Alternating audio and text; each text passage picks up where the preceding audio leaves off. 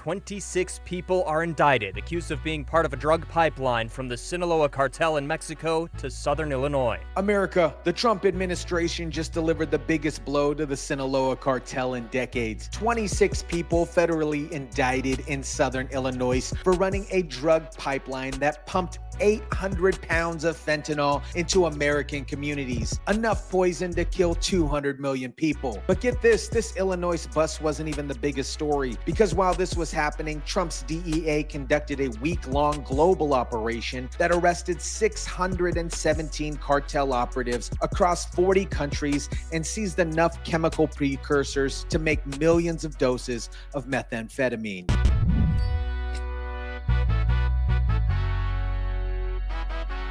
First on Fox, dozens of people are indicted in southern Illinois, accused of participating in a drug pipeline for the cartel. What is up, guys? Tyson De La Cruz here. Thank you so much for rocking with me. This is what happens when you have a president who treats Mexican cartels like terrorist organizations instead of pretending they're just another law enforcement problem. The war on the cartels just went global. Let me break down what federal prosecutors just uncovered in southern Illinois. This wasn't some small-time drug dealing. This was a full-scale Sinaloa distribution network that had been operating since 2021, pumping hundreds of pounds of deadly drugs directly into American communities. 800 pounds of fentanyl, 150 pounds of meth, and 100 pounds of cocaine, all off the streets. Authorities say it's enough fentanyl to kill 200 million people. The numbers are staggering: 800 pounds of fentanyl, 150 pounds of methamphetamine, and 100 pounds of cocaine. But here's what really gets me. This operation started with just one bust in O'Fallon, Illinois, back in 2021, and it took federal agents 4 years to trace it all the way back to the Mexican source of supply. The DEA says they've been working on this case since 2021 when they busted an O'Fallon, Illinois man. But we didn't stop there.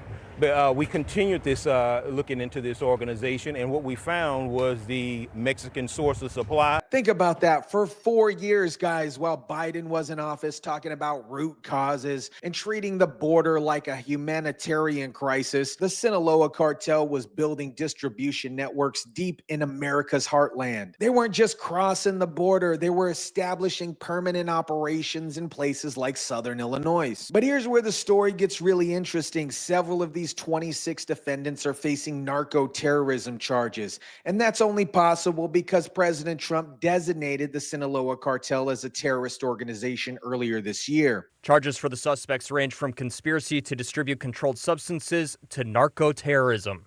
It's absolutely critical that we have the ability to go and attack them at their source. Attorney General Pam Bondi didn't slice up any words here. Today's indictment is a significant blow against this terrorist organization's infrastructure as we carry out President Trump's mission of dismantling and destroying cartels. This isn't just drug enforcement anymore. This is counterterrorism. Earlier this year, President Donald Trump designated the Sinaloa Cartel a terrorist organization, making the narco-terrorism charges possible. The narco-terrorism charges carry a potential life sentence. Under Joey B., under Joe Biden, these same criminals would have maybe faced 10 to 20 years for drug trafficking. Under Trump, they're looking at spending the rest of their lives in federal prison. That's the difference between treating cartels like criminals versus treating them like the terrorists that they are. But the Illinois bust is just one piece of a much bigger picture here. While prosecutors were announcing these 26 indictments, Trump's DEA was wrapping up a historic week-long global operation that targeted Sinaloa Cartel operations worldwide.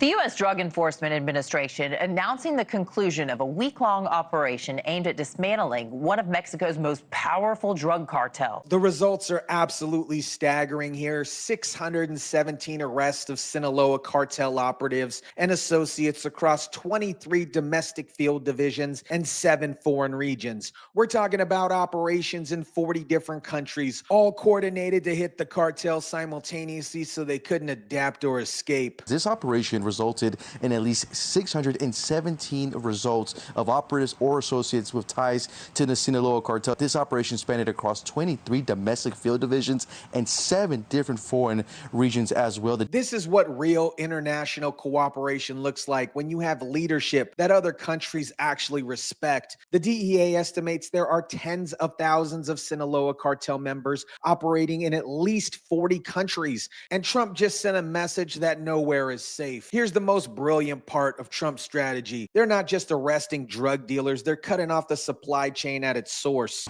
And this month, U.S. authorities dealing another major blow to the Sinaloa Cartel's drug trafficking operations, seizing over 700,000 of chemical precursors from China used to manufacture methamphetamine. We're talking about 1,300 barrels that were shipped from Shanghai, China to Mexico, intercepted on the high seas before they could reach the cartel labs. Without these precursors, the Sinaloa Cartel can't manufacture methamphetamine that's destroying American communities. These 1,300 barrels were shipped from Shanghai, China to Mexico.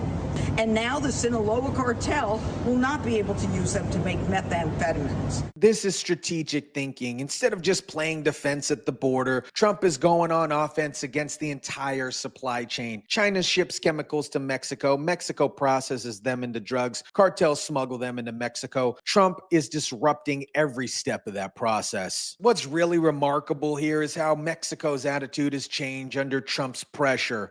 Now, sources in Mexico tell the News Nation that Mexican authorities have stepped up their cooperation with the U.S. to dismantle cartel operations in the country, including allowing U.S. spy planes in Mexico. Just recently, the Mexican government seized 661 pounds of meth and tons of chemical precursors right in Mexico, the Sinaloa's heartland. As Congressman I. Patch McGee Dan Crenshaw said, that is a big deal. This kind of operation weren't the norm before. Now they are. This is what happens when you have a president who uses economic leverage and diplomatic pressure instead of just asking nicely. Mexico knows that Trump will impose tariffs and sanctions if they don't cooperate. So suddenly they're finding ways to help that they claim that were impossible under the Biden administration. But here's what really has the cartel scared. Secretary of State Marco Rubio just sent a direct message that the U.S. is willing to use military forces against drug trafficking operations. If you're on a boat full of cocaine or fentanyl or whatever headed to the United States, you're an immediate threat to the United States.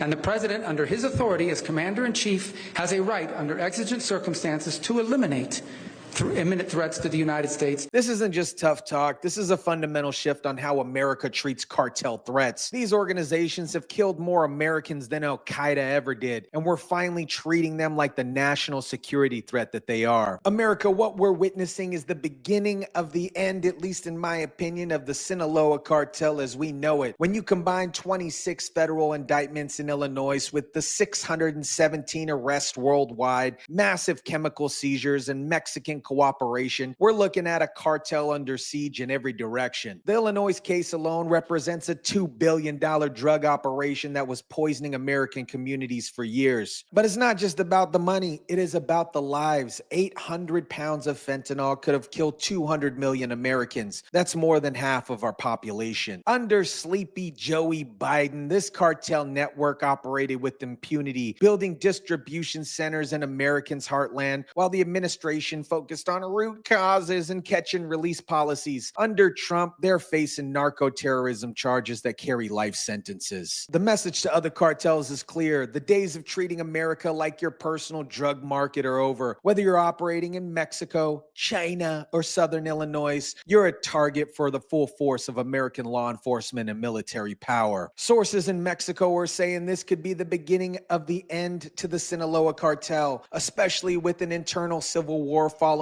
El Mayo's arrest. When you're fighting the U.S. government, the corrupt Mexican government, and your own cartel rivals simultaneously, your days are numbered, hombre. Let me know what you think about this. Drop it down in the comment section down below. Smash the like button if you kindly would. Share, subscribe, and as always, guys, I'll catch you on the next one.